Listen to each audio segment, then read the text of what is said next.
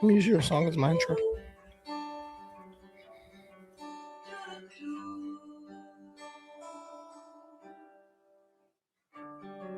Let's go for a walk in the park. Information is what you got. I wanna know more than just a name, to see if you feel the same.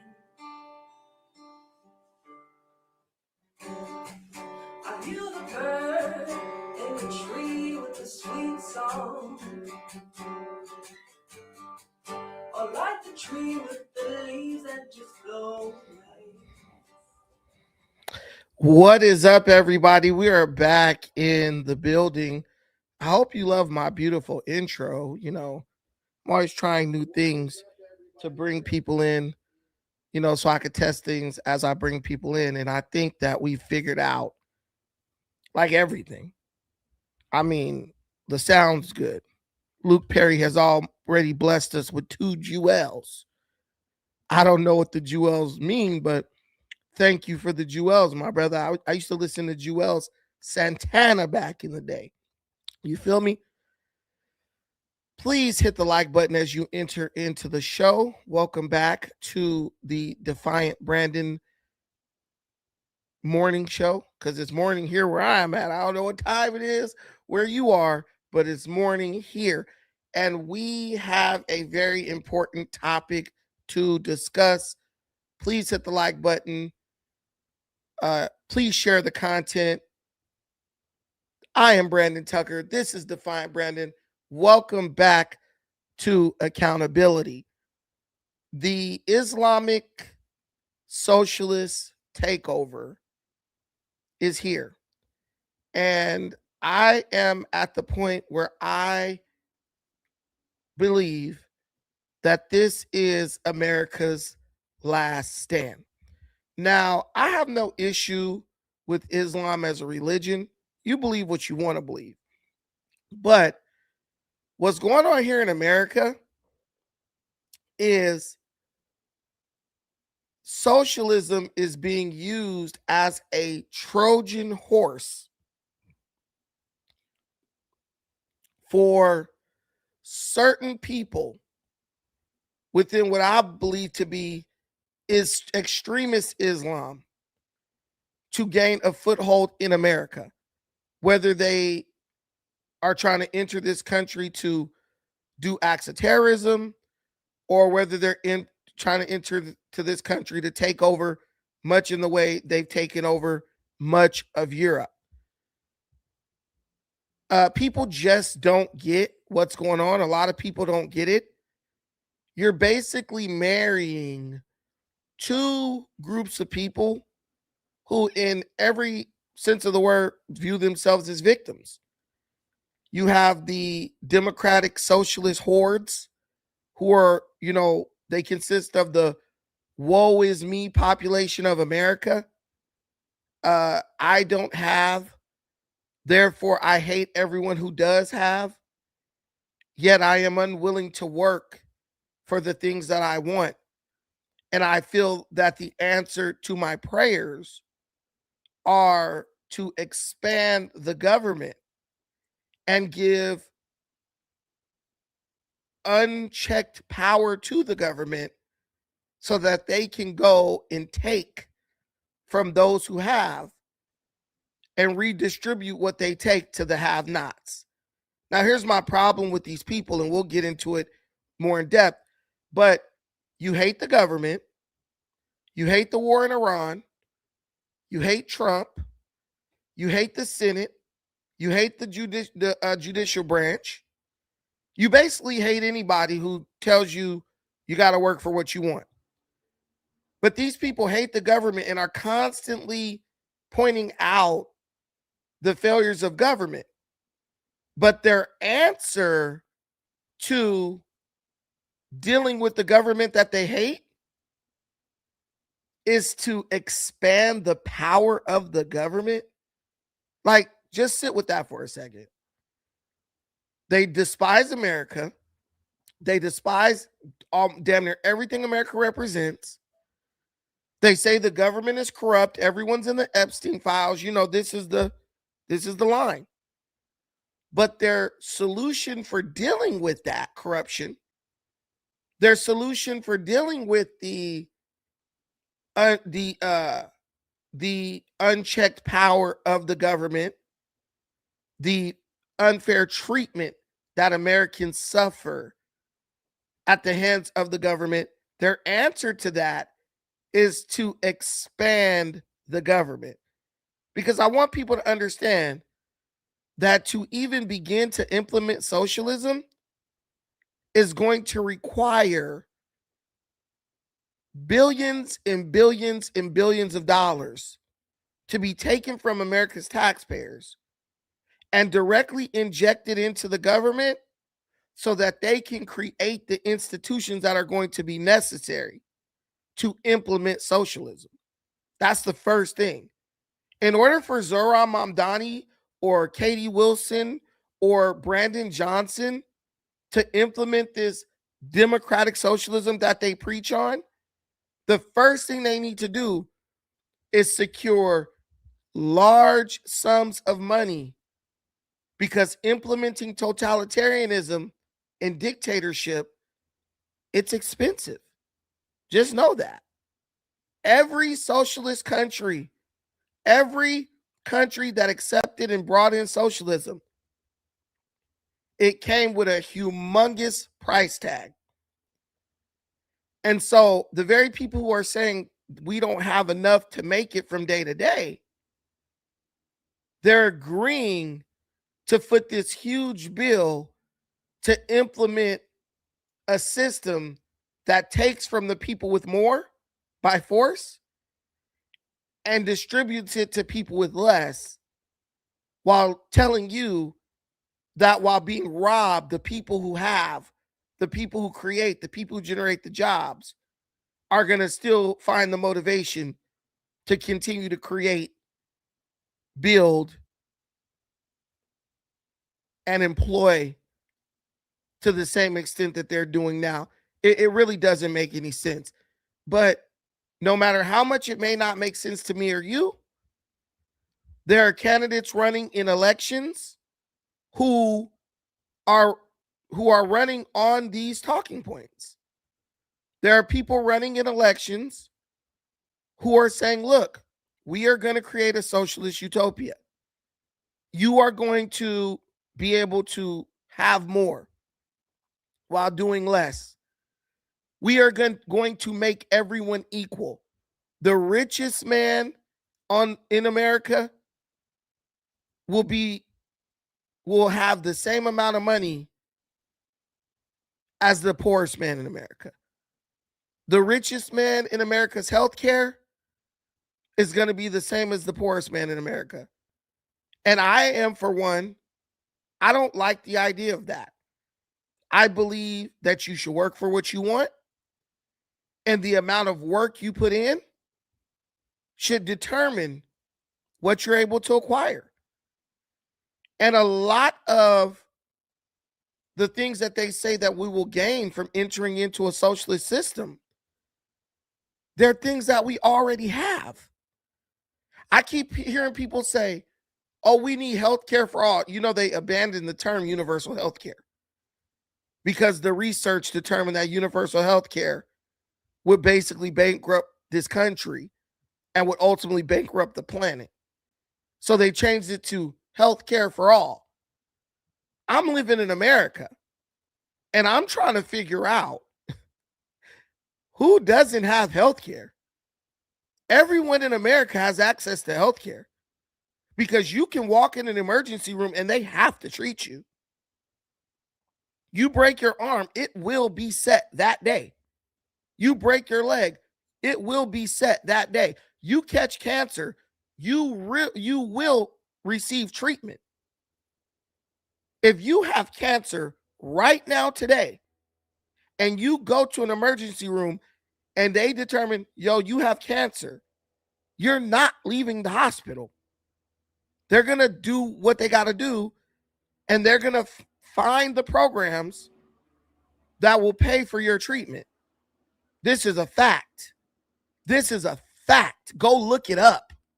Go look it up. But what I'm learning is there are a lot of people who simply do not know how our country works, and they are making decisions out of ignorance. They are making decisions out of ignorance. Right now, today, if you have an emergency in America, I live in Los Angeles County. If you have an emergency in Los Angeles County, you can go to Harbor General Hospital right in Torrance, and they will take care of you. As a matter of fact, many people with money go to Harbor General Hospital in Torrance just so they don't have to pay anything. So people are like, oh, everyone needs access to healthcare. All this crap. Bro, you have access to healthcare. But it's like people have fallen in love with this idea of universal healthcare. And so they need it to be called universal healthcare. When I grew up, my family for a while, we were on welfare. We had something called Medi-Cal. We didn't pay to go to the doctor. We didn't pay for anything. We went, we showed up, showed our card. We got right on in. Doctor's visit, emergency room, whatever. That was universal healthcare. My mom was on it. I was on it. And my 4 brothers and sisters were on it. And that still exists today. In the state where I live, every child is actually guaranteed free healthcare. So I don't understand. No, things have not changed. These people, guys, when you listen to these people, they're liars. X1, he's a liar. Every child in the state of California is entitled to free healthcare. If your parents cannot afford to pay, you get healthcare for free. When I was first starting out, my daughter had free healthcare. Her mother had free healthcare. As a matter of fact, when my daughter was born, I'm slandering you because you're a liar. When my daughter was born, we were going to have her at the regular hospital. My wife's mother didn't want my daughter to be born at community hospital, or it's called Memorial Hospital in Long Beach. So she paid out of her pocket so my daughter could be born at Kaiser. But I'm trying to ask y'all a question.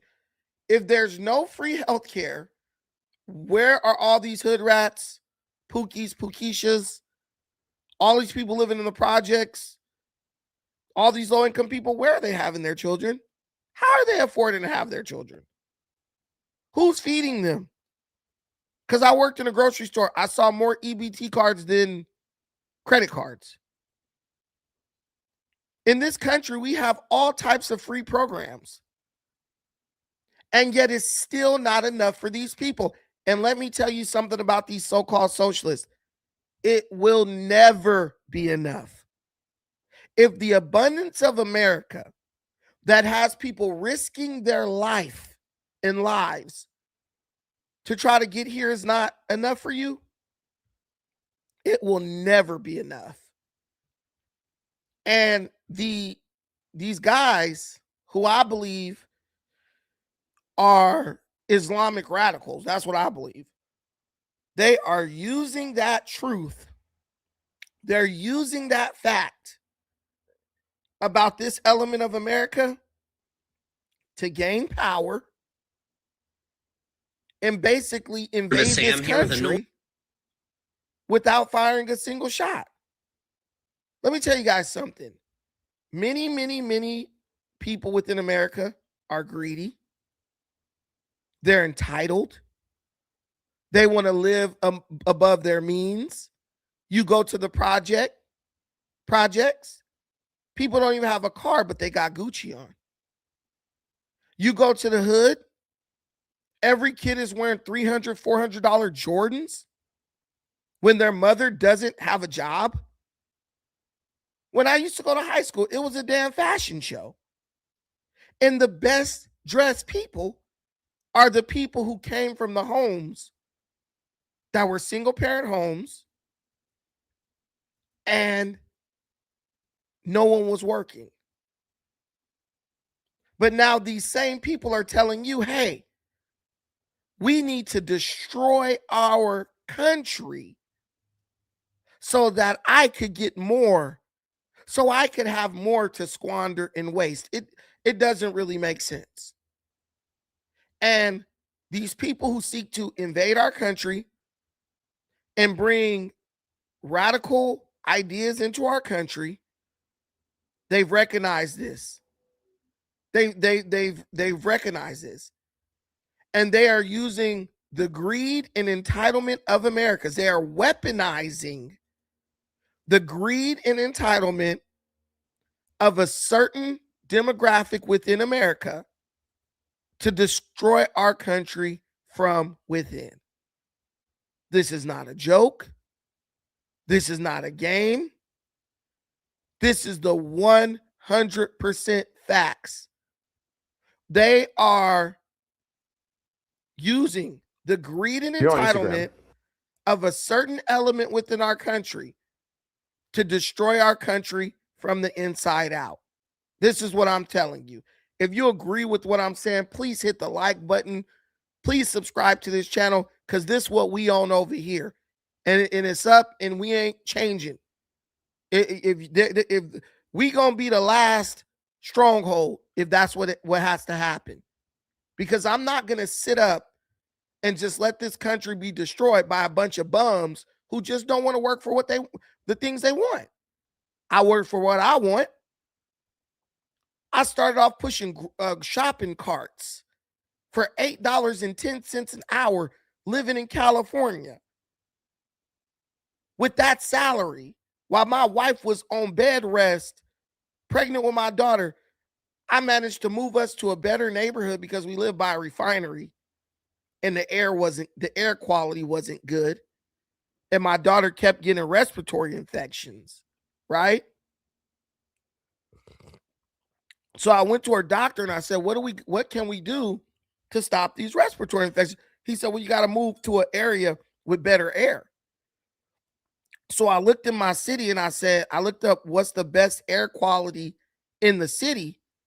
And it said the air quality near the beach, at the beach, Pacific Ocean, was the best air quality. Now, everyone knows when you go down to the beach, it's expensive down there, right? And at that time, there was some straight discrimination down there, right? Because they wanted you to make a certain amount of money. Even if you could afford the rent, they wanted you to make 2 times the rent or 2 or 3 times the rent. But guess what I did? I worked my ass off. I went and pushed those damn carts. I went to my boss. I said, hey, bro, I got to get my daughter out of this neighborhood. It's not good for her health. He worked with me. He said, hey, look, I can't put you on the schedule for, over 40 hours. He said, but what I'll do for you is I'll call you in the morning at 6 a.m. If you pick up the phone, I'll let you come in early. Guess where I was? Every morning, 6 days a week at 6 a.m. I was at the damn grocery store, ripping cardboard, cutting boxes, stocking shelves, making bells, unloading trucks, because that's what my daughter needed for her health. Do you understand? I was being a man. I was being a father. And within 2 months, I had enough money to move my daughter a block away from the beach. Better air quality. And hold on real quick. So she was having all these respiratory infections. So we've lived in this same neighborhood ever since. Hey, when is the last time you had a respiratory infection? I've never had a respiratory infection. She says she never had a respiratory. You did when you was a baby. You had like several when you were a young baby. But do you see what I'm saying? That's all I needed. But you see what I'm saying? She doesn't even have a recollection of that because her parents and her father did what we had to do to change the trajectory of her outcome, to change her trajectory. Now, playing volleyball, doing her thing. She's a senior. She made varsity. No signs of what was happening to her when she was a kid because we did what we had to do. Would you believe that there are people in this country who don't believe in that? Would you believe there are people in this country who would let their children live in the worst environments on earth all because they don't want to go get a freaking job? You can't tell me, because it don't get no lower than pushing grocery baskets. Do you understand? And she doesn't have to worry about getting shot or killed. And guess what? In America, I was able to do that. You know why? Because I wanted to do it. That's all I needed was a want to. These people are bums. They don't want to. And so because they don't want to, they want to empower the government to take from you. And the Islamists are taking full advantage of that. And they are weaponizing that in an effort to destroy this country. And my question to these people is this. If the Islamists knew, if what their ideas were so good, how come their ideas don't work in their own countries? Because I've been to the Middle East 3 times. I saw nothing there that would make me want to stay. I've been to the Middle East 3 different times, and I saw nothing there that made me want to stay. And my question is this. If Sharia law and jihad and all that other stuff works so well, and it would be perfect for America, right? Why isn't it working in their country? Why are the people who live in Islam-dominated countries, which I don't believe any country should be dominated by a religion, right? But why are the people who live in these countries that are dominated by Islam and Sharia law, why are they breaking their backs to come here? If these people have it all figured out, it should be the other way around, right? We should all be running from America to try to go into Saudi Arabia. Or we should all be running from America to try to go and live in Egypt. Or running from Saudi Arabia to go live in Iran or Iraq or Yemen. But that's not the case. So why people get up and listen to these politicians who openly say, like Zohran Mamdani, who says, if they would adopt the tenets of my religion, Islam, bro, if the tenets of Islam were so great, you would have never left Uganda, where you came from. You would have never came to America, the land of infidels, as far as they're concerned, to be up in our business. See, 2 things can be true at the same time. Islamic people can be welcomed in America. That can be true. And Islam is not the best solution for America as a country. That also can be true. As an individual, you are more than welcome. It is your right. But to entertain this idea that moving this country as a whole towards the tenets of Islam, no. The values of Christian values are what this nation was built on. And it was built up better than every other nation on earth on Christian values. Why you would build something up with Christian values and then try to switch the value system and think it's going to remain at the same level that it was is beyond me. Especially with those very values, none of those countries that were founded on those values have been able to reach the level that America has reached. And Zoran said that 100%. He said that. He said it on a news broadcast. Yeah, if we look at the values, if we adopt the tenets and values of my religion, Islam, he said that.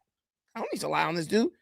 Now, this guy right here, Al Said, he just won the Democratic primary in Michigan for its Senate seat. And he is a person who is a Muslim guy. He is Egyptian. He's mixed, but I know he's Egyptian on one side of his family. And many people believe that this dude is an agent of the Muslim Brotherhood.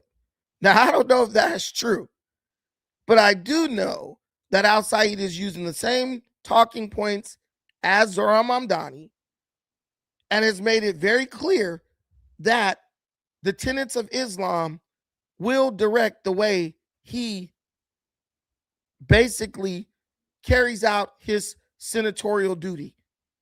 I'm sure he will be sworn in on a Quran, not a Bible, if he wins. And I'm sure he will do everything in his power to make Michigan just a little bit more Islamic. You're on Instagram. My team has access to my Instagram account. And like the things that I actually look at on Instagram, right? Of course, we get served that on your For You page. But then like every third video that scrolls on its own is going to be some OnlyFans model. And it's because it clocked me as being a 40-some-year-old man.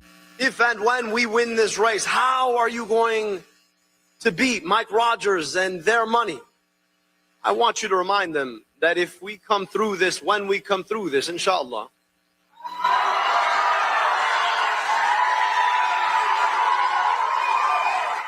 so when he says, if we come through this, inshallah, why saying if we come through this, inshallah? Why is that a reason to cheer? It's a reason to cheer when people are voting not for what's best for the country, not for what's best for their state, not what's best for their city, for what's best for their city. They are voting based on who shares their religious beliefs. And that actually goes against everything America is supposed to stand for. It's just like in Africa. People don't care if the guy's good or bad. They just vote because the guy's in the same tribe. And that's why Africa is on this like revolving wheel. They're on a hamster wheel and can't make any progress. Because, hey, this white guy is really good. He has great ideas. He has a proven track record. But this guy is also Muslim. He could be as corrupt as all day long, as all get out. But because he's Muslim, I am going to continue to vote in a way that will destroy my community. I'm going to get excited when he says, inshallah, and panders to my ignorance. Right? And that's why I'm telling you, this is third world thinking. Much of what you see right now is the way elections take place in the third world, where people vote for candidates, not based on what the candidate can do for their city or country or state or whatever, only based on something they have in common with the candidate. Oh, I'm voting for him because his eyes are brown and mine are too. Oh, I'm going to vote for him because he gets down on his knees and prays to the east 5 times a day. He could be corrupt. He could be stealing. It doesn't matter because he believes what I believe. If you don't believe me, look at Middle Eastern countries.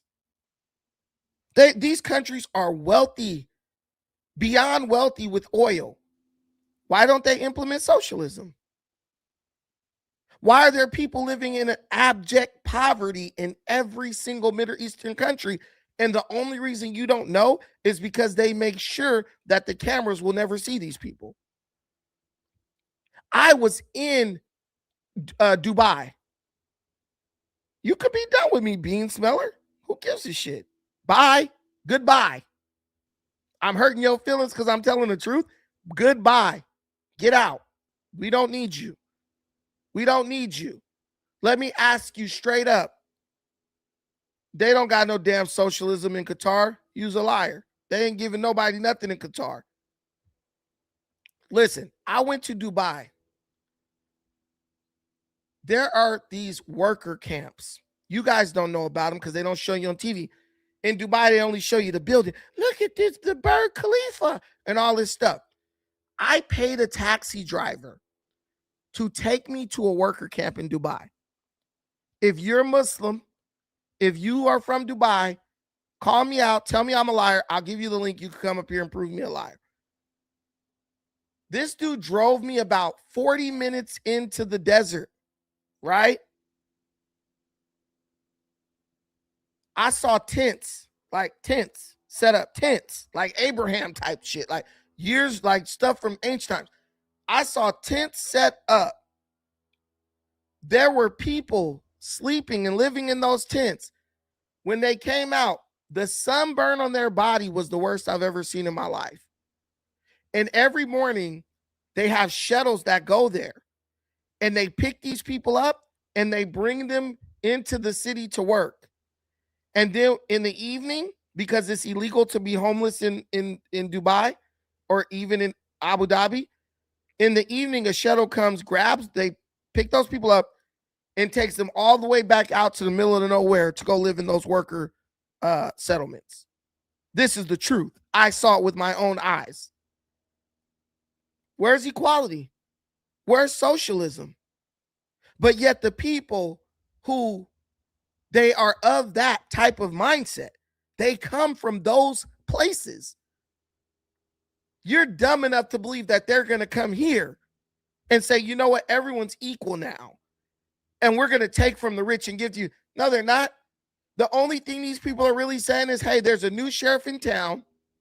If you want something done, you got to come through us now. You will never see a penny. I'm telling you today, Al-Said will not do anything when he gets in office for the American people.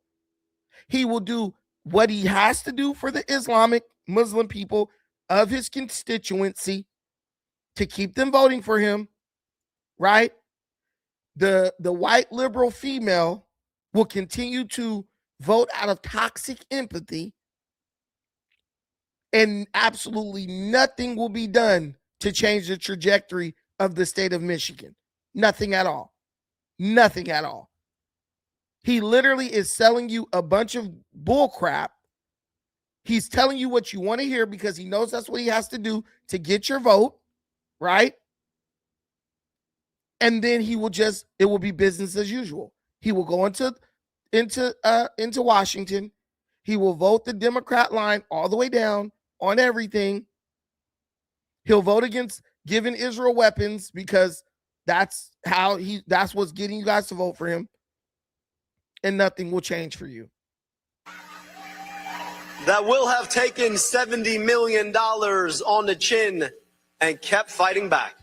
In every high school in America, we need the skilled workers. Man, is that popular across the state. People are ready for a change in Michigan, and that's what people have to understand. Democrats have been in charge here 10 years in Lansing, or better part of a decade, and over a quarter century in the United States Senate. And only thing has happened is we are worse in every metric category we have here in the state. And here's the big one, Lawrence. I get all around the state, talk to Republicans, Democrats, Independents, whoever will talk to us.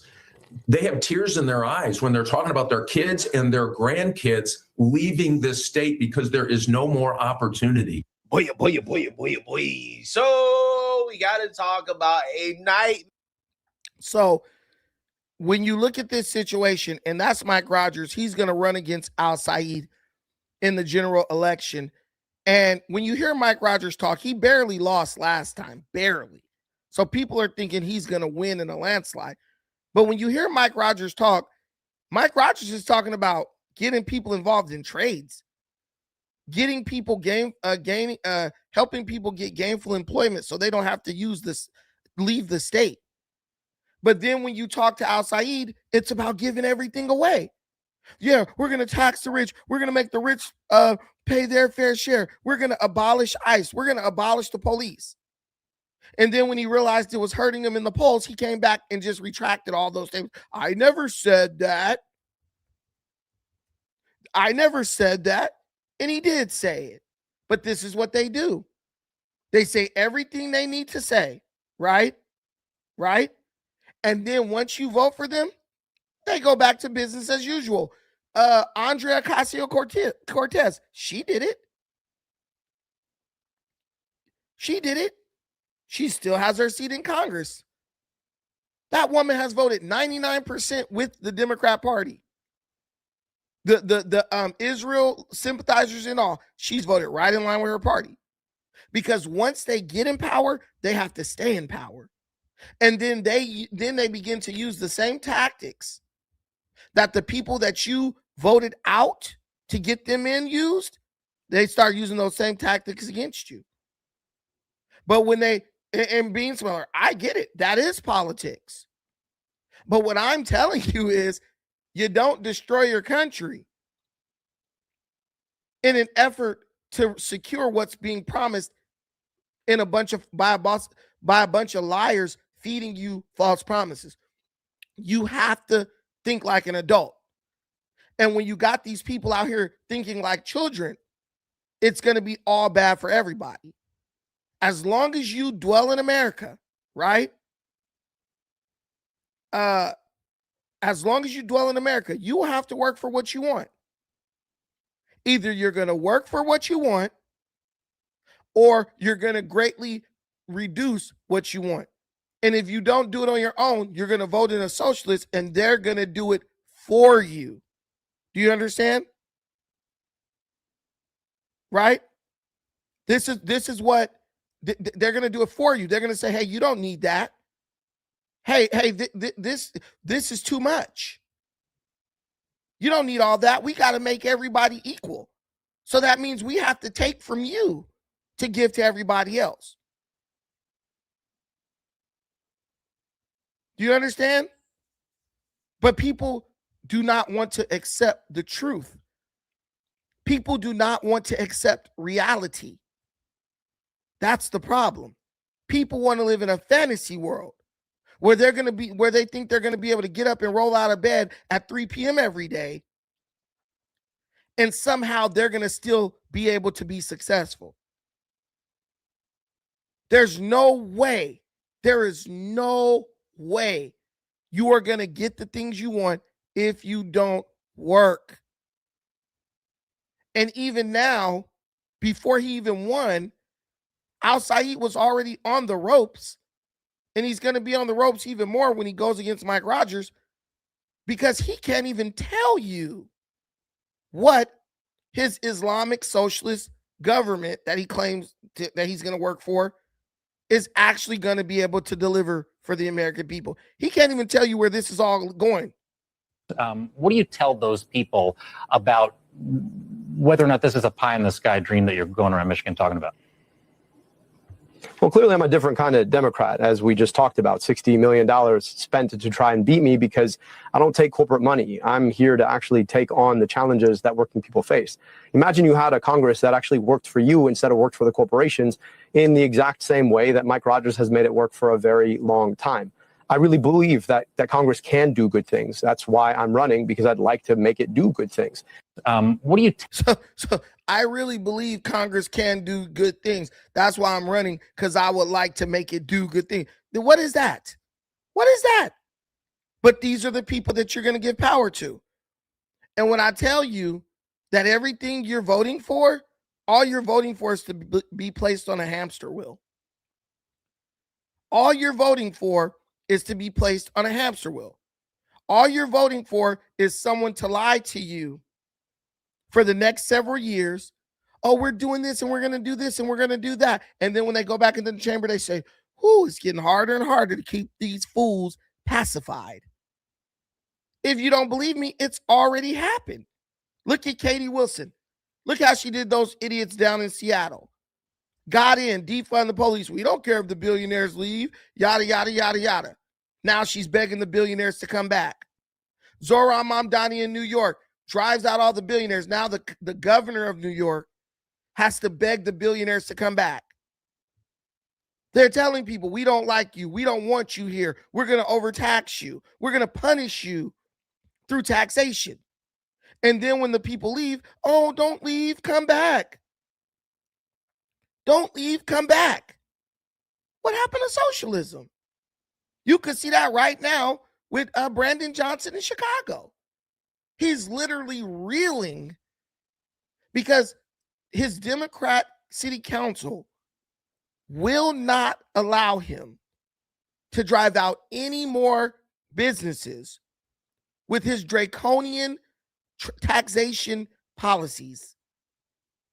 So he's pissed.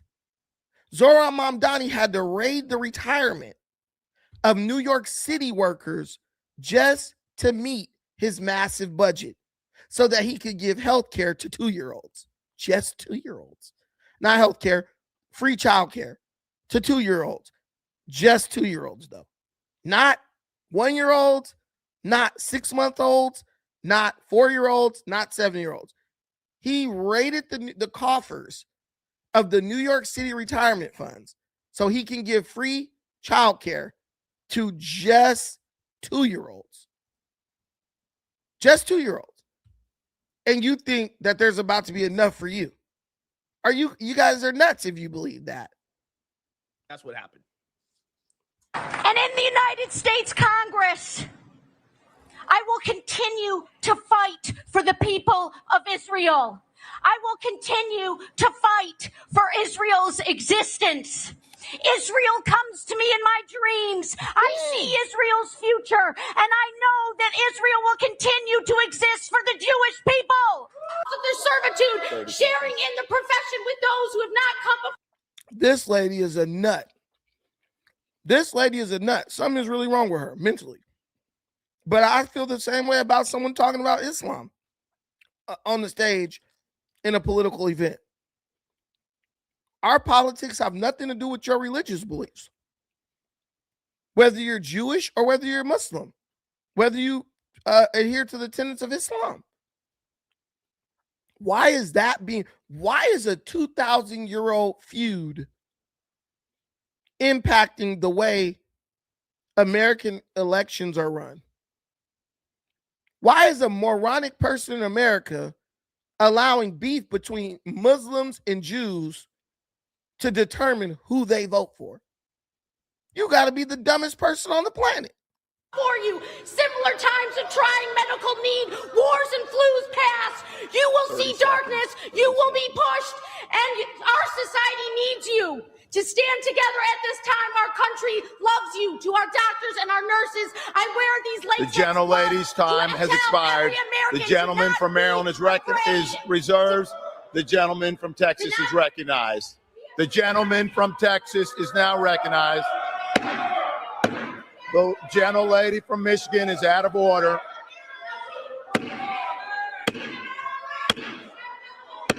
The gentlelady from Michigan is out of order.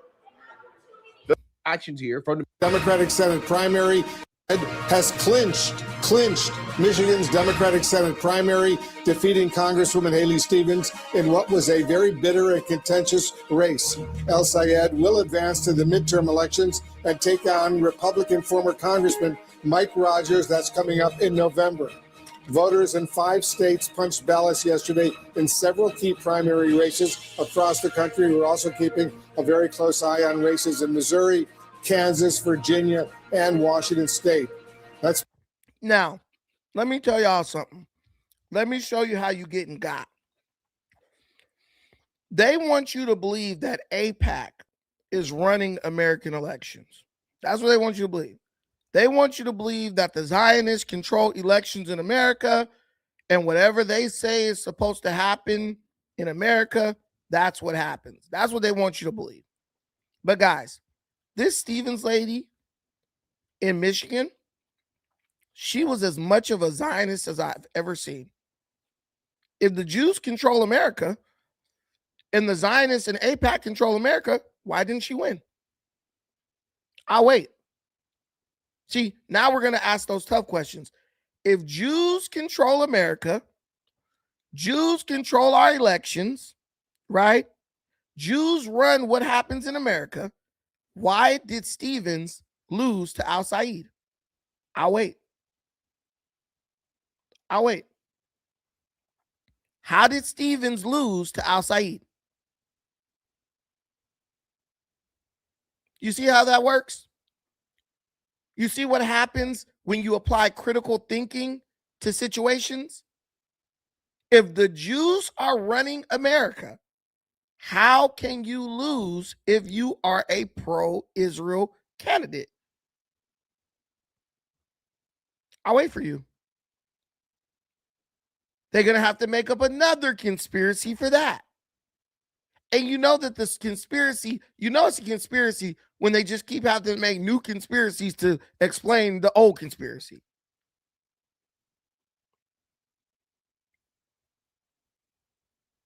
Somebody said money, power, respect. No, because Al Said raised less money. He said he raised less money. You're going to have to pick one. You're going to have to pick one. The Jews can't be controlling America and at the same time fueling Muslim candidates who don't like Jewish people while pro-Israel candidates are getting trounced. I'll wait. I'll wait. Oh, because the third lady split the vote. The third lady was also a Democrat. If the Jews controlled the Democrat Party and controlled America, they could have just told that lady, drop out.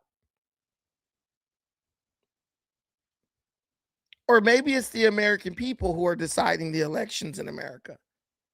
And maybe it's the ability for people to trick a certain demographic of the American people into believing that the government is going to take from the rich and give them all free stuff.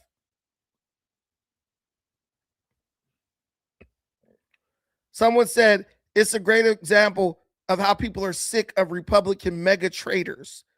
They can have more money and still lose. It's great to see. You're a fool.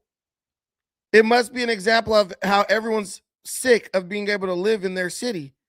Because, guys, all we have to do, like this Bob McPherson, Bob's not looking at New York. Bob's not looking at Chicago. Bob's not looking at Seattle, Washington. Bob's not looking at Dearborn, Michigan. Bob's not looking at Atlanta. Bob's not looking at Jackson, Mississippi.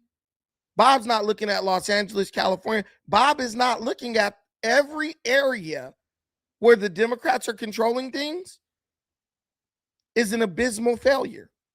So people are so tired of MAGA Republican traitors that they're going to turn their cities and their states into a cesspool. That makes a lot of sense. That makes a ton of sense. Handstands. That makes a ton of sense.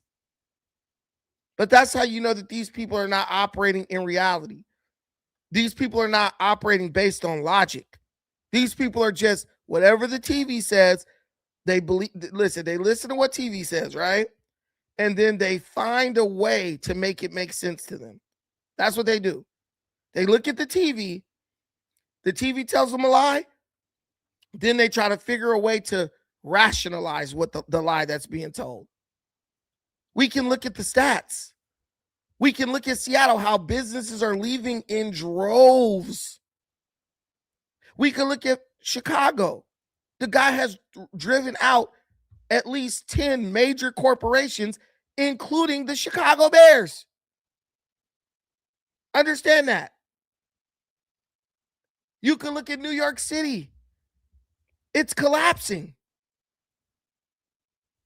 And yet these people are still voting in Islamic socialists and democratic socialists, not even realizing that the majority of people who are registered to the Democrat Socialist Party, white collar, college educated white people. Upper middle class and rich people are the number one members of the Democrat Socialist Party. But you think a bunch of rich people about to vote to take from them and give to you. Yeah, they'll vote that way until it actually starts affecting them. Then they're going to come down on you like a hammer. Cyber Jesus, bro, no, it's not. I live in New York. Are you retarded? Bro, you're dumb. It's not like that. Look, guys, this is what I'm telling you. This is what I'm telling you. These people will get up here and lie.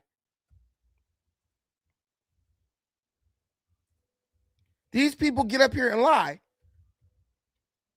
I told you they're driving out the millionaires. They're driving out the businesses.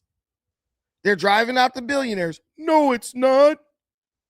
Do you think the governor of your state got on TV? Do you think the governor the governor of your state went in front of the nation and humiliated herself, begging billionaires to come back to New York because they're not leaving? Do you think she did that? She did that just because she likes the way it makes her feel.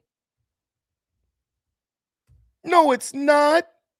Well, then what the governor is saying is bull then. The woman literally got on stage this year and was like, I got to go to Florida and beg our billionaires to come back.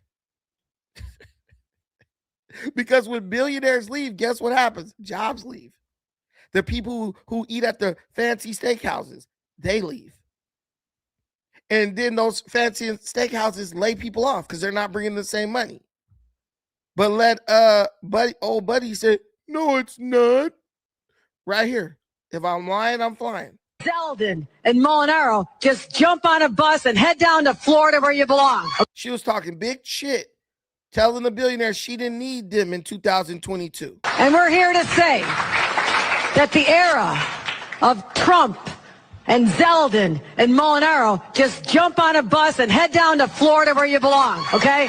Get out of town. Get out of town. Because you don't represent our values. You are not New Yorkers. And being conscious of the facts that I need people who are high net worth to support the generous social programs that we want to have in our state. Right? Now, there are some patriotic millionaires who stepped up.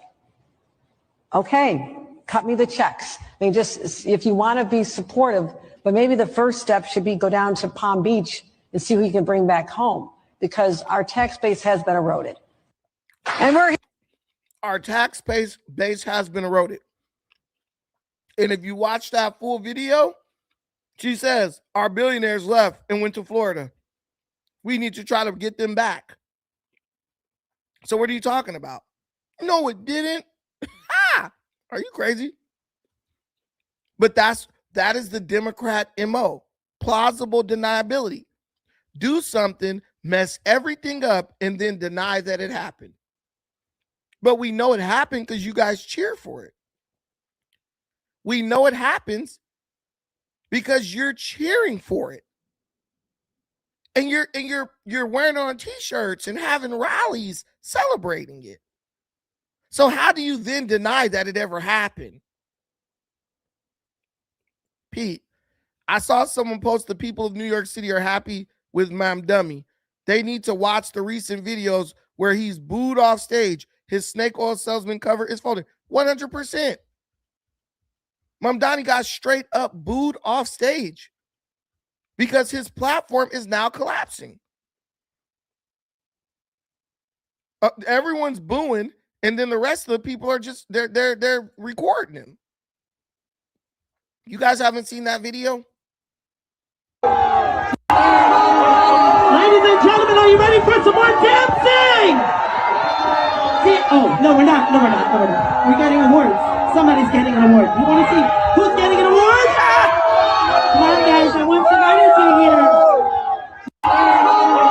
Ladies and gentlemen, are you... So much for socialism. The guy's literally getting booed off stage. He's literally getting booed off stage when he tried to speak to the NYPD in Staten Island. Because his ideas are not popular. Right? His ideas are not popular. And a lot of people just don't pay attention. The majority of the city doesn't even participate in the votes. So when they're affected, right? When they're affected, that's when they start paying attention. They start saying, oh crap, what the hell is this? What the hell is this?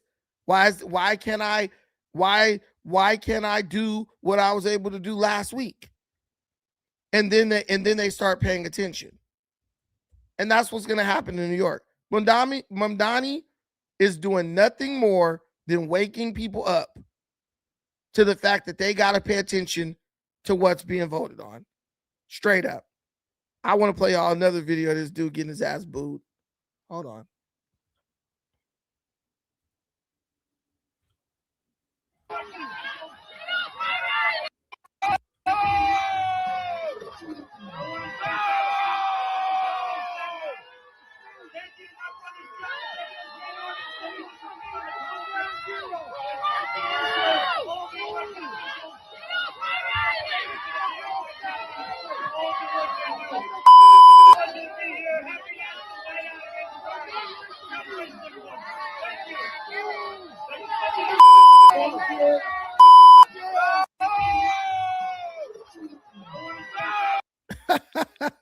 So he goes to Staten Island. That's one municipality he ain't winning. That's one borough he ain't winning. Understand that. Your soldiers are dying for Israel, and it's a good death to get rid of Iran. I support the United States, and I support them bombing the hell out of Iran. You guys talk about Israel. Israel ain't chanting death to America every day. Israel ain't killing American troops. You're a soldier. You don't give a damn about any soldier. You're just using what's going on as a way as you're trying to use what's going on to justify the fact that you hate your country. That's all it's about. That's all this is about. But everywhere we go, you could hate Israel, you could do whatever you want, but it will not change the fact that socialism is a utter failure. That's what I'm getting at here in this video. You can say whatever you want. You can believe whatever you want, but socialism is and will always be a total failure. Wow, so many Americans are outraged after this person right here, Francesca Hong, who is a Wisconsin governor candidate and a member of the Democrat-Socialist of America, said that Thanksgiving should be canceled. In a resurfaced old tweet in 2020 pulled up by Fox News, Francesca said, "Cancel Thanksgiving. Should have done this in 1621. If it takes a worldwide pandemic for us to realize we should stop celebrating colonialism and the original super spreader event that unalived indigenous folks and women, so be it." Wisconsin governor candidate Tom Tiffany says, "Just so everyone knows where I stand, I won't cancel Thanksgiving as governor." Florida Governor Ron DeSantis, great job of ballistic podiatry by the Wisconsin Democrat Party to be on the brink of nominating an absurdly leftist candidate. Hunter, honestly impressive. It's like she was made in a 2020 lab. Clay Travis, Wisconsin Democrats are nominating a crazy person for governor. And Ted Cruz, today's Democrats, who are communist, openly hate America. Boy, oh boy, oh boy, oh boy, oh boy. So we got to follow up on our coverage of the radical lunatics helping Democrats snatch defeat from the jaws of victory, okay? Because they're running in Democrat primaries, they're winning Democrat primaries, and it's likely that some of these candidates are going to lose general election races that otherwise Democrats should be winning. And there's a competition now between a couple candidates that I want to talk about for who can run to the center the fastest, right? Who can disavow all the radical stuff that they said before the pass, right? And try to appear to be a sane person. You have Abdul El Said out in Michigan, who is a DSA back candidate, right? He's backed by Bernie. He's backed by AOC, Hassan Piker, right? He's backed by the socialists, right? But he swears up and down that he's not a socialist, right? And he doesn't believe in the most radical stuff that the socialists believe in.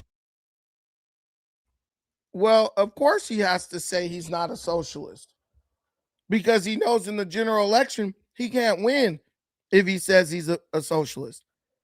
But these people don't care. They'll just become something new. These candidates literally become a different person during every election. In the primary, they're one thing. In the general, they're something else. They'll say and do anything to win. And then people are surprised when they get in office and don't deliver all the wet dreams that they promise you. And then people are surprised when they don't deliver. Well, why would they deliver? They were never what you thought they were. They just needed you to believe that they were something that they're not. And you believed it. Mission accomplished. Now we got to move on to the next. That's the way this works. So, you know, people say, oh, you're afraid. You don't want the Democrat socialists to win. Listen, let them win. If they win, my point is proven. That's the way that works. That's the way that works. If they win, them winning is a lose-lose situation for the people voting for them. Because even now, before these people can even fully even secure the office, right? Before they can secure the office, they're already walking back all the stuff that they promised the idiots who voted for him in the primary. From the 76. This Hong lady from Wisconsin, she was talking about defund the police, all types of crazy stuff. Once she secured the primary victory, all the stuff she was saying to get the Democrats to vote for her and make her the nominee, she walked it back because she knows now they'll just vote blue no matter who. So I'll explain to you exactly how this works before we go into our thing. So this is the way it works. I know the Democrat Party is a fractured party. A bunch of people who believe totally different things who come together because they hate Republicans or they hate Trump. So how do I get these people to vote for me? I have to sell each fractured within the group. I have to sell them, this idea that I'm going to give them what they want so they can nominate me.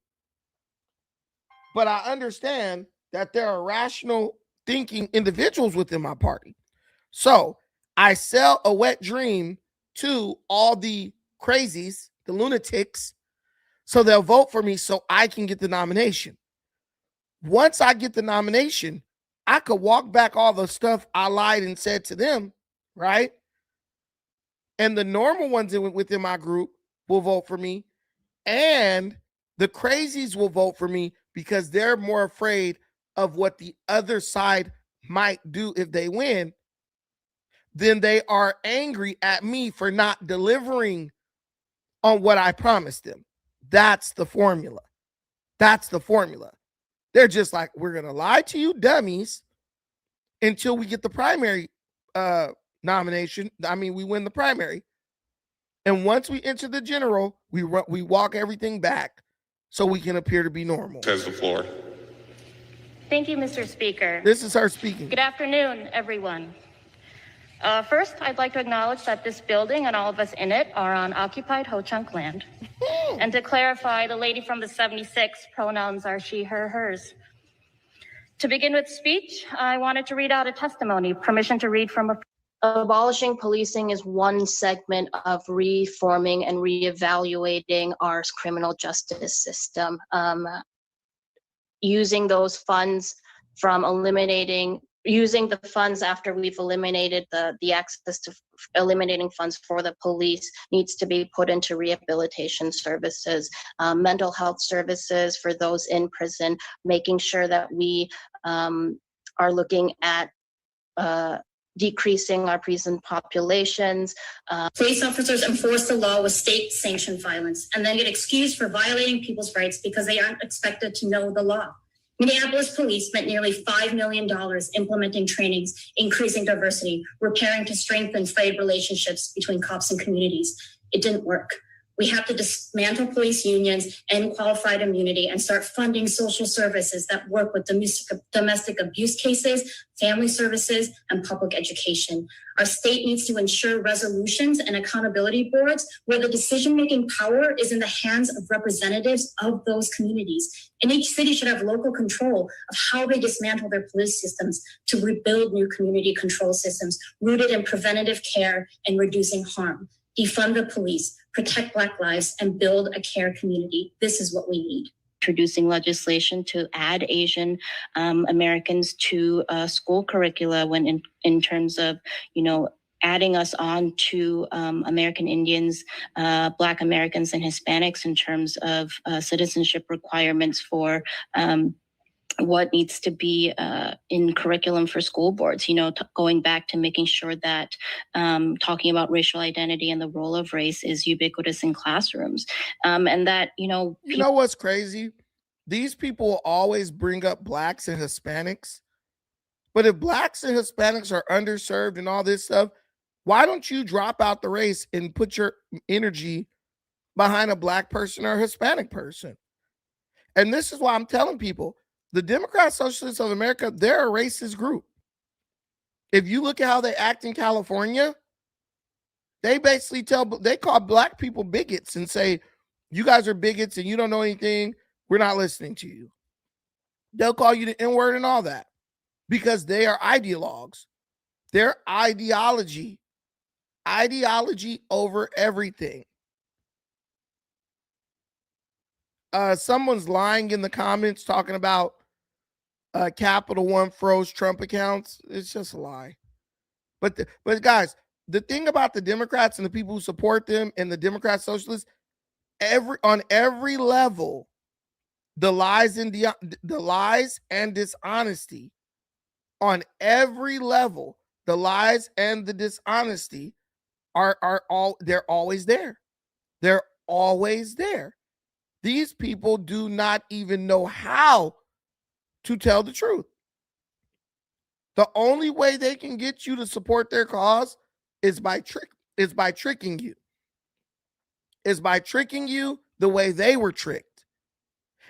But because their ego is out of control, and because they're ideologues, they instead of admitting they were tricked, hoodwinked, and bamboozled, they'll just say, you know what, let me just trick someone else so I'll feel better about being tricked.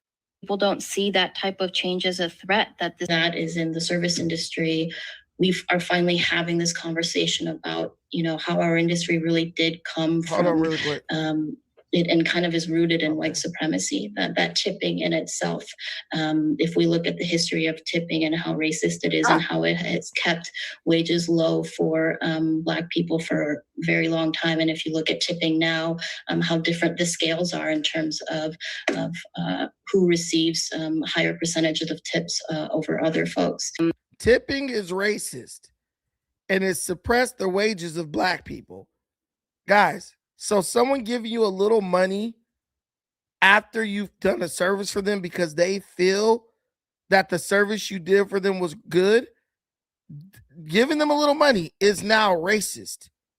So if I go to the restaurant and my waiter is Black, I can now say, hey, I'm not going to give you any money because tipping is racist. Do you know the way these Black waiters and waitresses gonna look at your ass? They're gonna say, what? And then gonna talk shit about you if you don't tip. If tipping is racist, why do waiters and waitresses talk shit about you if you don't do it?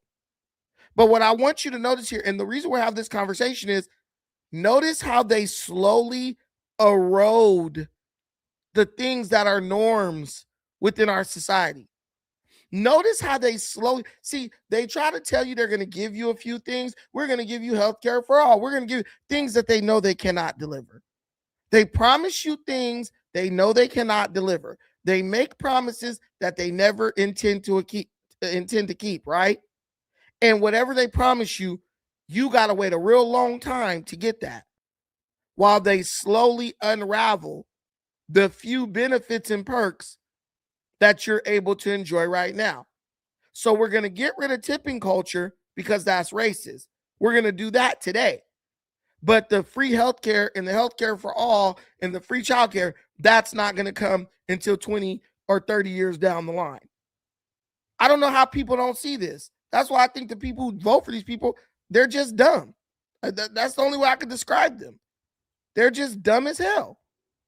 Because if I'm a waiter or a waitress, what the hell you mean you not gonna give me a tip? I'd be mad as hell. I would be mad as hell if you came at me as a waiter or waitress talking about, oh, I'm not gonna tip you because tipping is racist. What? Well, be racist then. I need my money. I need my Skrilla. Now let's look at Hong as she's caught up in an interview after winning the primary. The Democratic Socialist platform, do you not support? So they asked her, is there any part of the Democratic Socialist platform that she doesn't support? I think looking at where the Senate is right now, abolishing the Senate when there's an opportunity for us to take that Democratic majority is not practical.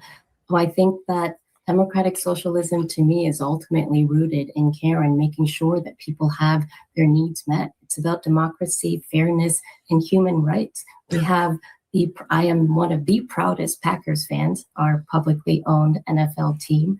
I think when I talk about potholes and making sure people pay their fair share of taxes so that we're able to fix the roads, invest in rural communities, and have fire and EMS services that are available regardless of where you live in Wisconsin. These are the things that I'm talking about, issues that voters care about. Tom Tiffany is having to go back to a lot of my old tweets because his actions and his resume, what he's done is defunded healthcare, ripped food share away from our children, supported a national abortion ban. And last time I checked, he still hasn't said who won the 2020 election. Being an election denier is an automatic disqualifier. So when you are the weakest candidate for the Republicans to put forth, it's likely that you're going to have to attack previous tweets of a candidate right now that's building a movement. So you do support the Senate, the Supreme Court, and prisons, the existence of prisons. Yes, I support all those things right now that are helping to ensure that there is public safety. But I do believe right now in our Supreme Court that we should be working to expand the court. Wow. I think this woman is reading from a script. Right. There's something so robotic and so off about her. Right.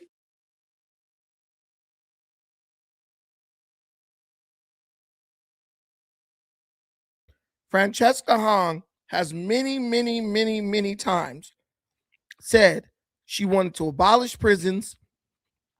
She says she wants to abolish the police. She says she wants to abolish the Senate. She says she wants to abolish Congress, period. Right? But specifically the Senate. She's even said she wanted to abolish the presidency. But now that it's looking like they're going to win their primaries, right? She's leading the field by with 38% of the vote among Democrats for the primary. Now that she believes victory is secure, is certain, now she's walking back everything she made you believe that she made you believe she believed, which put her in agreement with the Democrat Socialist Party. It's just, so the question is socialism the future? No, it's not. Socialism is not the future. Socialism is never going to take hold in any significant way in America. But that's not going to stop people like Francesca Hong, people like Al Said, people like Katie Wilson, people like Brandon Johnson, people like Zohran Mamdani. That is not going to stop them from using Democrat socialist talking points to get people to vote for them, to win small local elections, just so they can get in the chamber with the Democrat Party and then bend their knee to the Democrat overlords. That's why the Democrats don't care. That's why the Democrats aren't pushing against them. Because the Democrats are like, well, whatever happens, they're going to have to bend the knee.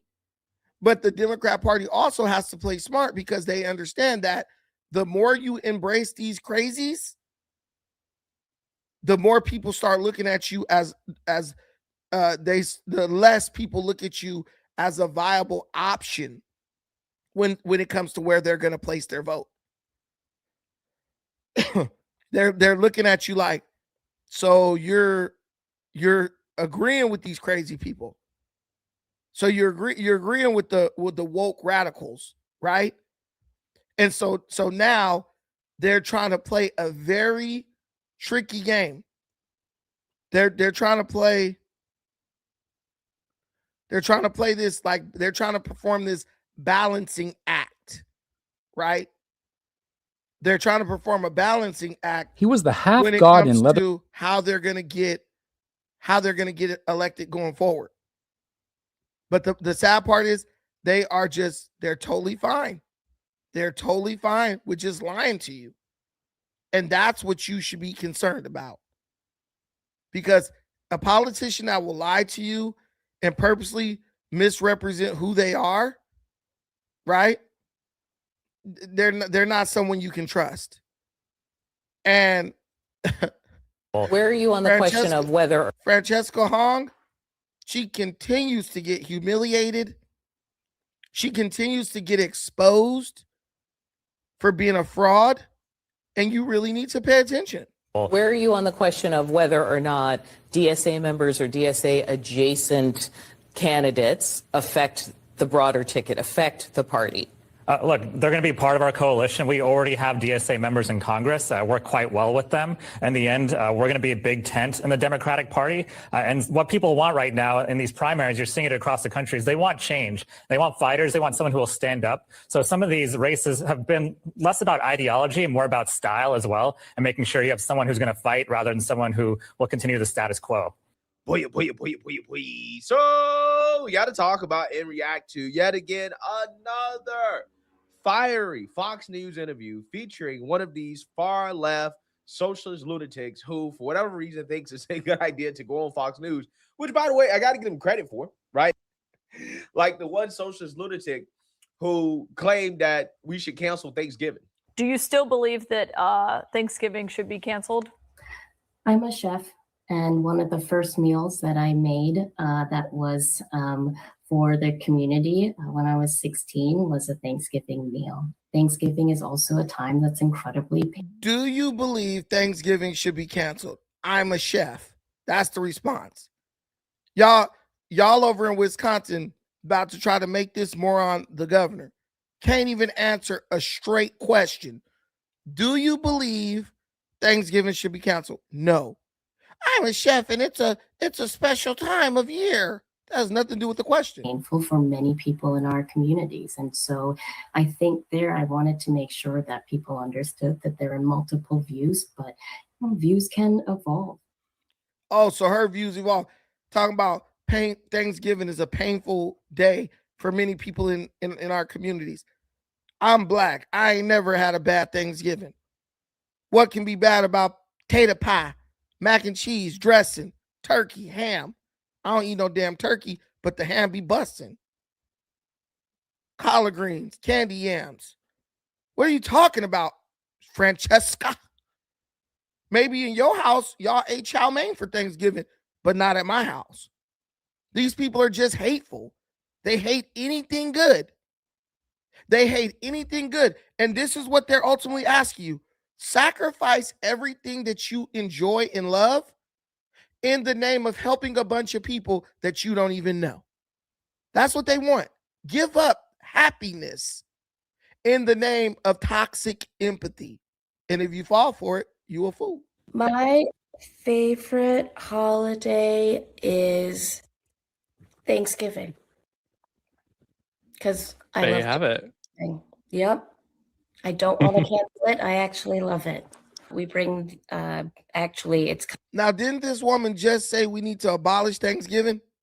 Now, all of a sudden, she loves Thanksgiving. This is what I'm telling y'all. These people are just gaslighting you. They're going to gaslight you all the way to the poorhouse. They're going to gaslight you until you give them enough power and leverage to destroy your life. This woman just said cancel Thanksgiving. And now she on here with this white dude saying, oh, it's my favorite holiday. This shows you that they're willing to just say anything to get one bifocal wearing overweight feminist to vote for them. He said, Goyim. I got him. Right. Kind of in-laws and family members and their in-laws. And it's a big event. And, you know, I'm going to be real. I'm kind of a curmudgeon when it comes to holidays in general. But right now, what we want to get serious about is making sure that we deliver a Democratic trifecta for the majority, for Democrats. And it's exciting to see more and more people join our movement, get engaged, get organized, and get to work to make sure that we have Democrats in the majority in the legislature and the executive this year. Right, that one. Yeah, I mean, saying stuff like that to a Fox News audience, I don't think that's winning over conservatives. I don't think that's winning over Trump supporters. I don't think that's winning over moderates, right? I don't think that's winning over anybody that's sane in this country, okay? So with that being said, this is Chris Rabb. So these people They're just exposing themselves left and right.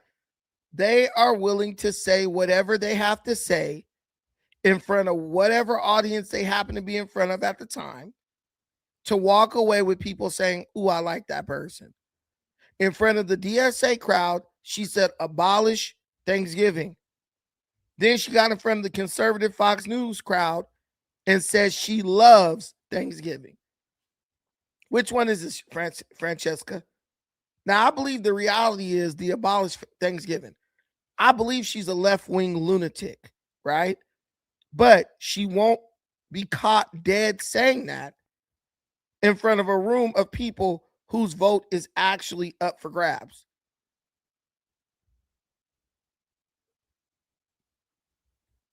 Someone said Rome is falling. No, Rome ain't falling because Rome didn't have social media. We're going to keep the United States running. Who is from Pennsylvania. I don't think that's winning over anybody that's sane in this country. Okay. So with that being said, this is Chris Rabb, who is from Pennsylvania. He is running for Congress. He's a Democrat nominee in his district, and he tried to take on Sean Hannity. And let's just say this didn't go too well. Anyway, Democrat. Now, mind you, these are Democrat socialists. And so now, you know, the Democrat socialists, they do good when they're like on NPR. They do good when they're on MSNBC. No one's going to push back against the nonsense that they say. But now they understand, look, in order for me to win, I'm going to have to get in front of that conservative crowd, right? I'm going to have to be able to explain myself. Why? Because I'm going to have to be able to beat a conservative in a debate. And the minute they go in front of the conservative crowd, they just fall apart. They fall apart because magical words and pixie dust don't work on conservatives. And he tried to take on Sean Hannity. And let's just say this didn't go too well. Anyway, Democratic nominee for Pennsylvania's 3rd Congressional District, Chris Rabb, joins us now. Chris, appreciate you coming. Well, let me just go through My the pleasure. DSA. Thank you, Scott. My name is not Scott. My name is Sean, but that's okay. Apologies. Let's go. No worries. No worries. Let's go through the DSA beliefs. Yes or no? You want to eliminate the U.S. Senate? That's not really what I ran on. That's the DSA national platform. Okay, I'm asking. You're a DSA member. I'm letting you know what I ran on because I'm the Democratic nominee for the 3rd Congressional District. These people are insane, bro. These people. So they say they're part of the Democrat Socialists of America, right? But then when you ask them, do they believe what the Democrat Socialists of America believe? They say no. Oh, that's the national platform, but that's not what I ran on. Bro, if I'm a Democrat, whatever the Democrat national platform is, that's what I support. If I'm a Republican, whatever the Republican national platform is or says, I support that. There may be a few areas of nuance where we disagree, but overwhelmingly, I support what they say. And so when bro said you want to abolish the Senate or whatever, he doesn't say, no, I don't want to abolish the Senate. He says, that's not what I ran on. Who do these people think they're fooling? That's my question to the audience. Who do these people think they are fooling? It was so insane. It's so crazy to me. It's okay. They don't have any common sense. The fact that he can't just say, no, I don't believe in that, tells you that he does believe in it. He says, well, I didn't run on that. Then you believe the organization. What I ran on. Totally fair question. Do you want amnesty? What I ran on. Sir, I'm asking you quick questions, then we'll give you time. Do you want amnesty for illegals and to abolish borders? Yes. What are illegals? Illegal immigrants, people that didn't respect our laws, borders, and sovereignty, entered the country without permission. What are illegals, dude? Illegally. I don't accept the premise of that question. There are folks who have documentation, but these are not criminal acts. Excuse me. If you enter our country illegally, By definition, that is a criminal act. It is. Do you want to abolish ICE? Absolutely. And dismantle the immigrant concentration camps. Do you want to defund the Department of War? Yeah.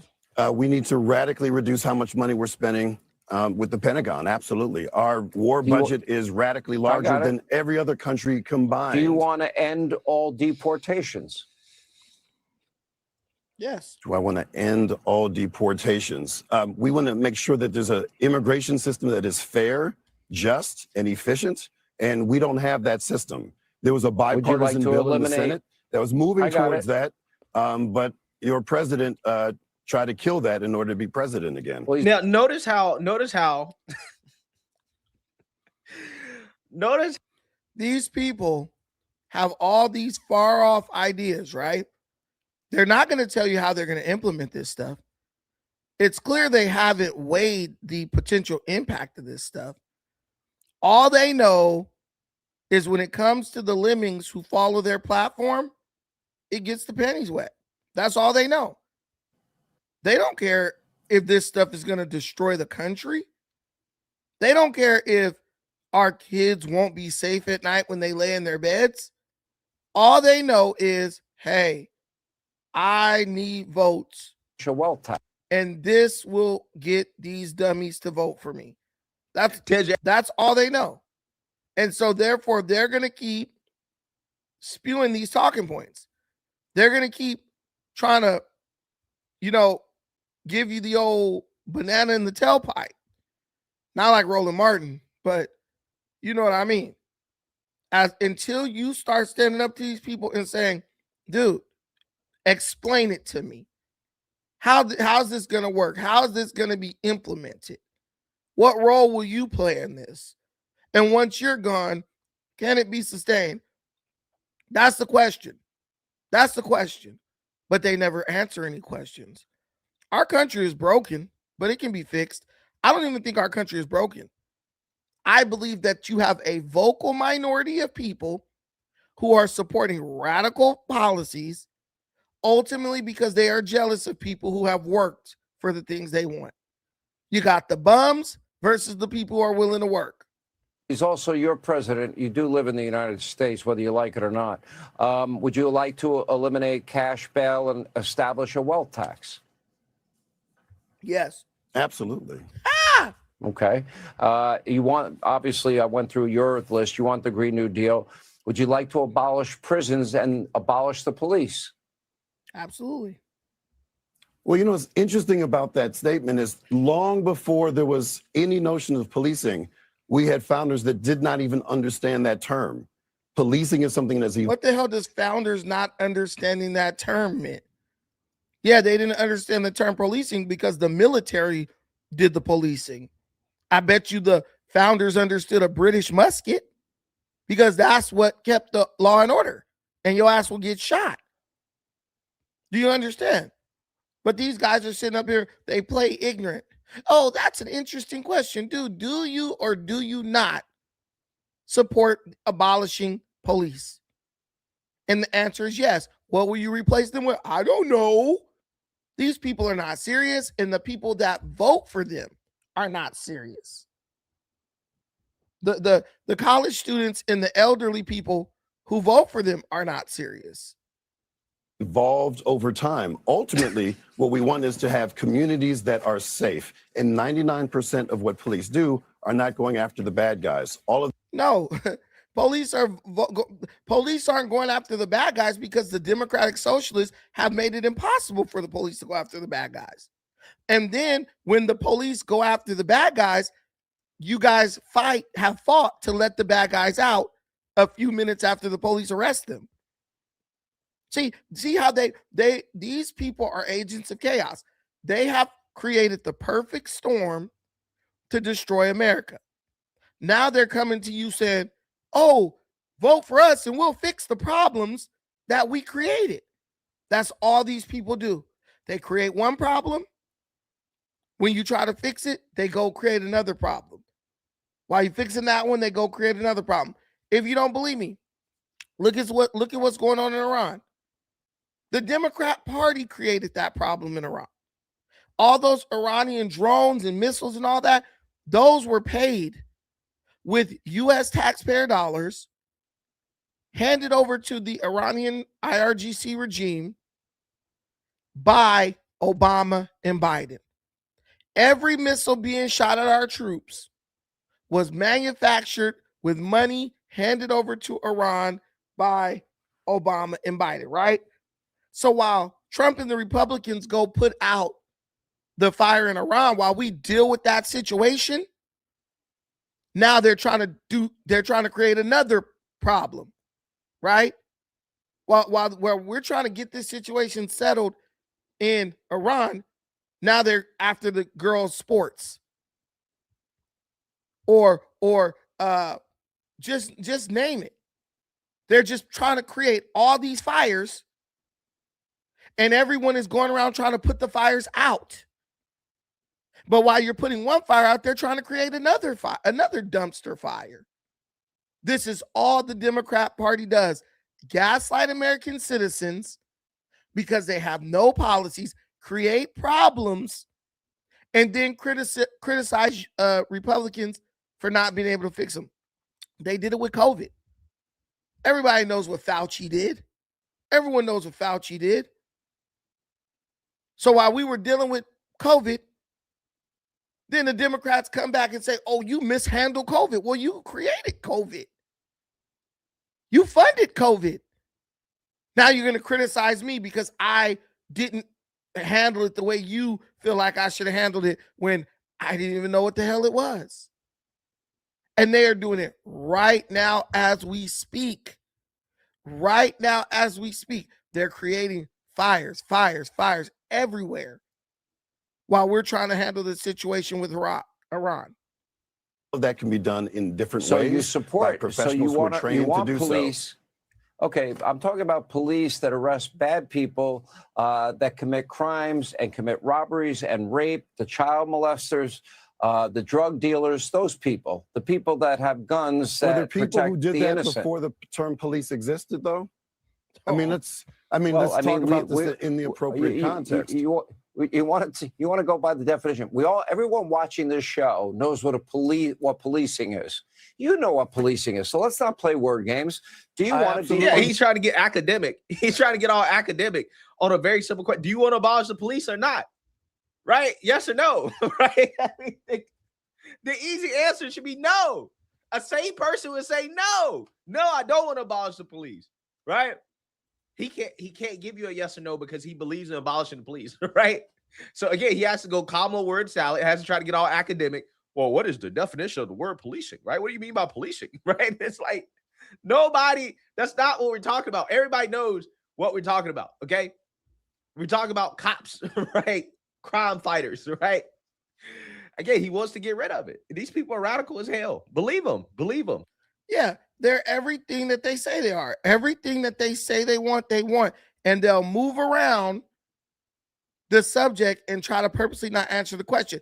So while the Republicans are handling the situation in Iran that the Democrats created, right? Now the Democrats are trying to gaslight people on the Nolan Wells issue. Once that subsides, they're going to try to they're trying to gaslight people on the trans athletes in sports. Now they're mad because, certain sports want to give a genetic test to all the athletes to make sure that they're females. You see how that works? They literally try to destroy the country from the inside out and come to you and say, well, if you don't want the country destroyed, you better come vote for me. And people are just dumb. People fall for this crap all the time. But now, because of the internet, these fools are getting exposed. The police are I'm not. a state You lawmaker wanna who's defund them. represented 70,000 people for 10 years. No, Do you I've want them never safe said and that. secure? What my point is, you do recognize there are murderers, rapists, child molesters, drug dealers, bad people in this world. Do you want to have people that are hired to arrest them? We need to keep our communities safe, and there are I ways didn't of doing ask that. you. Wow. Long Do you before want the term police ever existed. Then how, if you Do don't believe in have police, sheriffs? how would you protect the Do you people in believe your in state district? troopers? State troopers, can they be armed in your view? Hey, listen, I believe in arming oneself. Listen, my people are from the South. So do I. All right. So the only way we could protect ourselves was to arm ourselves because we couldn't trust the police because they were largely part of the Klan. So yes, all of my people were That is armed. a generalization that is not true. Let me. What is this guy talking about, bro? This guy thinks he's smarter than everybody. Lady, my ramp. I don't know what that means, but you could come up. If you're saying I'm lying, come up. Come up. The link is in the comments. Click the link, come up. I'm telling you guys, these liberal idiots, they can't win a debate. Did you guys just hear what happened in California? The guy Javier Becerra, he said he's not going to debate Steve Hilton. He said he's not going to debate Steve Hilton. Shut up, lady, New York ramp. You said you could tell me something. Click the link and come up or shut up. Put up or shut up. But this guy Javier Becerra is like, I'm not debating Steve Hilton. Why? Why? Because he knows if he gets up there lying, he's going to get exposed. Right. You're a Republican. See, no Democrat can win. They can't win. The only way Democrats can win is to get a lot of incredibly stupid people to support them. That's about it. The host is a self-hate. So now a white man is telling me that I'm a self-hating black person because I don't agree with him. Understand that. A white guy is telling me, a black man, I'm a self-hater because I don't agree with him. Man, shut up. How much are they paying you? Have you seen? Stupid. But yeah, listen, to all the libtards out there, I'm never going to agree with you. What you believe doesn't even make sense. And you don't even believe it's what you claim to believe. Excuse me. Because the minute these socialists try to take something from you in the name of equality, you're going to see the same people talking about, I'm a Democrat socialist. You're going to see them up in arms, ready to destroy shit because they don't want to pay more of what they are earning to the federal government. But they're totally fine if someone else gets to foot the bill. What part of love thy neighbor is that? I'll wait. What part of love thy neighbor is that? Pray on your neighbor. Allow the government, vote for the government to levy extremely high taxation against that person, and then sit back and say, oh yeah, I did it in the name of toxic empathy. I did it because I feel sorry for these people. Man, I'm telling you, I live in California. This is the liberal stronghold. And when I tell you these liberals are not who they say they are, they're not who they're pretending to be, you better believe me. But let's see what else this guy has to say before we end it. Seriously, what is this dude talking about? I mean, this is embarrassing. These people are winning elections. I mean, like, seriously, as the average voter, how do you listen to somebody like this who can't even give you a straight answer on whether or not he wants to abolish the police or prisons? How do you listen? Every aspect of people's lives is why lockbox. This is all government. One Obamacare. The promise was per capita, no more oil, guaranteed to abolish the police or prisons. How do you listen to somebody like this and say, yeah, I want him to represent me, right? He knows what he's doing, right? But he can't give you a straight answer on anything. It's crazy to me. It's absolutely insane. Let me ask you this. Universal basic income, the Green New Deal that you support, federal jobs, you want a guaranteed federal job, guaranteed income, guaranteed housing, guaranteed childcare, government's grocery stores, no more oil and gas, etc. So my question for you is, We spend more per capita on education per child than any industrialized country, and we have the worst results. That's government run, government schools. We adopted Obamacare. The promise was keep your doctor, keep your plan. Average family saves $2,500 a year. The results are in, and well, millions lost doctors, millions lost plans, and the average family pays 300% more. And 40% of the country around that number has one Obamacare exchange option. Social Security was supposed to be put in a lockbox. This is all government run. You're putting your faith in government. So my question to you is Right, why? so this is the same government that's run Let me finish by my question. Republicans. My question to you is why you put so much faith, hope, and trust that you want the government to basically control every aspect of people's lives. Why? Why do you have to trust them so much with that failed record? Well, we're talking about a red trifecta right now. You all control everything, the Supreme Court, the presidency, the Senate, and the House. Where are your Called solutions? elections. Why are we not doing so well? Well, we just had. Well, I mean, Democrats are blocking most of the solutions, right? To be honest with you, in the Senate, okay, they're filibustering, which, you know, I'm pretty sure this guy would support abolishing if Democrats were in power. But yeah, I mean, for the most part, yeah, everything that we try to do gets blocked by Democrats. So, I mean, this idea that we necessarily control everything is just kind of silly because, you know, we don't, right? I mean, Democrats clearly have the ability to block what we're doing in the Senate. You know, but again, you know, that is kind of inconvenient to the narrative here that, you know, Republicans are responsible for everything when, again, it's not like Democrats are willing to get on board with anything that the Trump administration is trying to do. Yeah, all the Democrats are going to do is disrupt.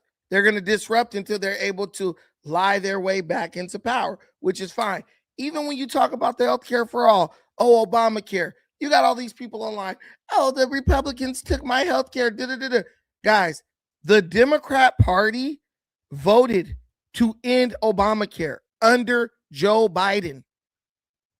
The Democrat Party voted to end Obamacare under Joe Biden. Let me show you the proof. Did the Democrat Party vote to end Obamacare under Biden, and why? Let me show you guys.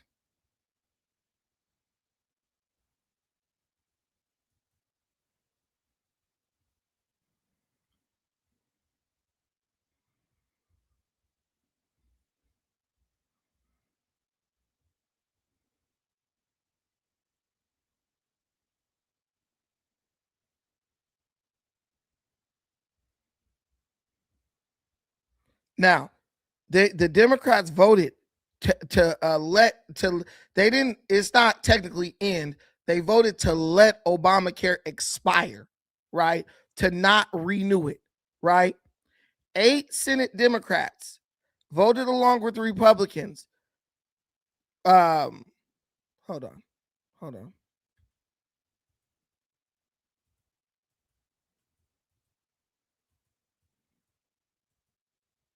Hold on one second.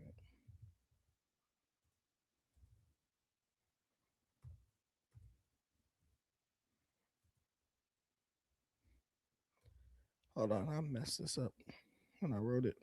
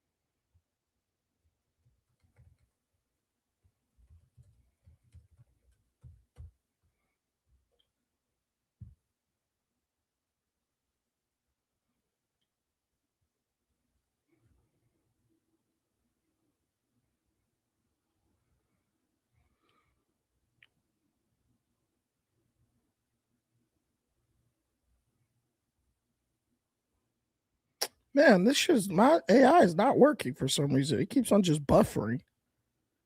Sorry, guys. I wanted to prove this in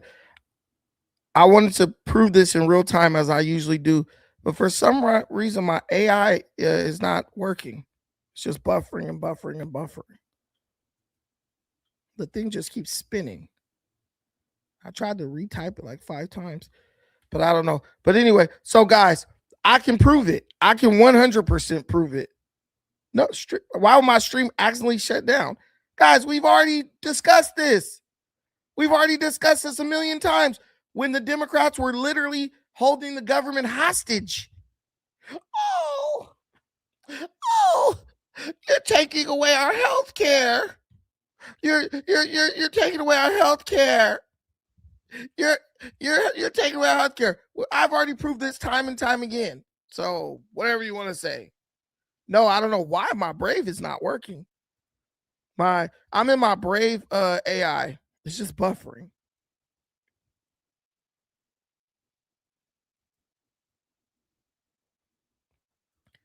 And the thing was, Obamacare didn't even actually make healthcare more affordable.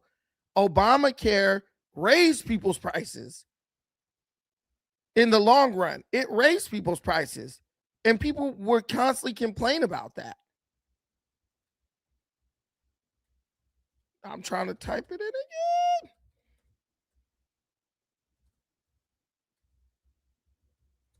And then, like, I was watching this debate on Facebook where people were like, oh man, Trump raised my prices for healthcare. And then people were arguing like, no, everyone's like, no, my stuff got cheaper. They kept saying, oh, Obamacare is lowering people's prices. All day long. You can literally Google that yourself. Did Obamacare raise people's health care costs? Yes, Affordable Care Act is Obamacare. Did Obamacare raise people's health care costs? That's the whole thing. Yes, it did.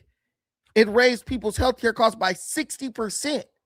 So from what they were paying when Obamacare started, their healthcare costs went up 60%. Being on what was supposed to be an Affordable Care Act. Is it true? Jason right here. Jason hates me, and he literally says it's true. Everyone knows it's true. Everyone knows it's true. So the Affordable Care Act is not affordable. Even Democrats admitted that the Affordable Care Act raised prices. That's why they kept trying to ask the government to subsidize.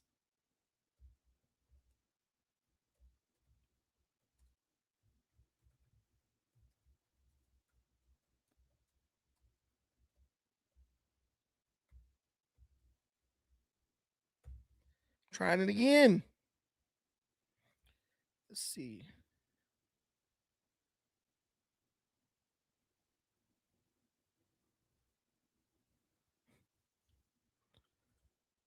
Look, let me show you.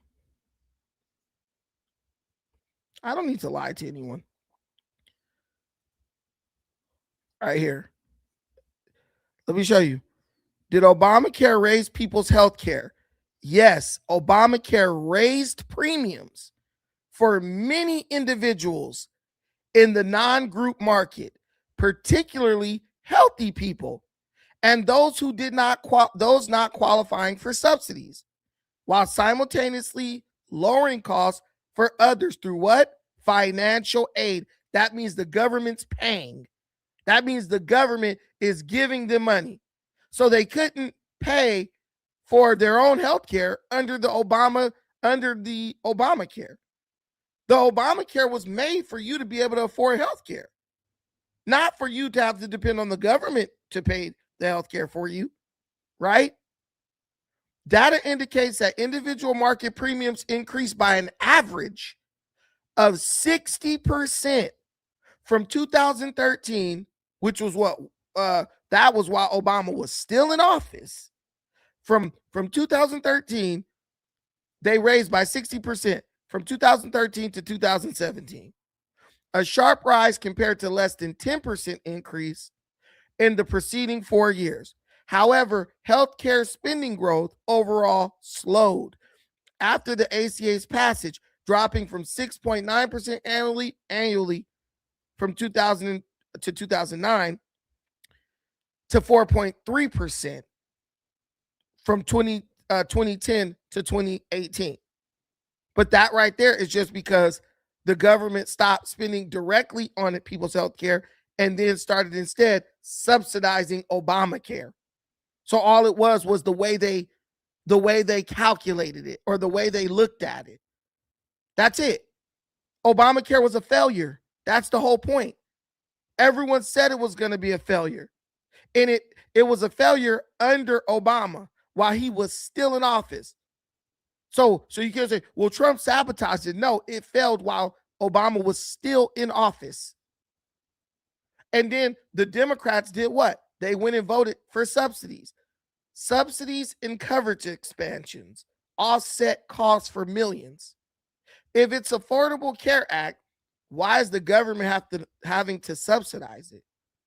More than 20 million Americans gained health insurance through Medicaid expansion and marketplace changes, with enhanced subsidies significantly reducing monthly bills for low and middle income families. For example, without enhancements, a family of 4 earning $150,000 in Orlando would see premiums jump from $1,063 to $1,880 monthly. Conversely, those earning too much for subsidies but not receiving employer coverage often faced even higher deductibles and premiums, with some plans costing $600 a month or more. So Obamacare started, oh yeah, we're going to save everybody money, and then end up destroying everybody's pockets, which is crazy. But nobody wants to have that discussion. Nobody wants to have that discussion. No, you got rid of Obamacare, which was bleeding us dry. It's literally like a pig getting mad because the farmer won't take him to the slaughterhouse. People in America, man, some of us just do not think. But guys, thank you. And you have to pay a penalty? Yes. And you have to pay a penalty for not having insurance. I know it happened to me, 100%. Anyway, thank you so much for watching this. I appreciate you and everything you do for this channel. Till the next time, please, please, please don't be out here voting and making decisions emotionally. Do your research. Take care of yourselves. But most importantly, please take care of each other. I'll see y'all tomorrow. Peace.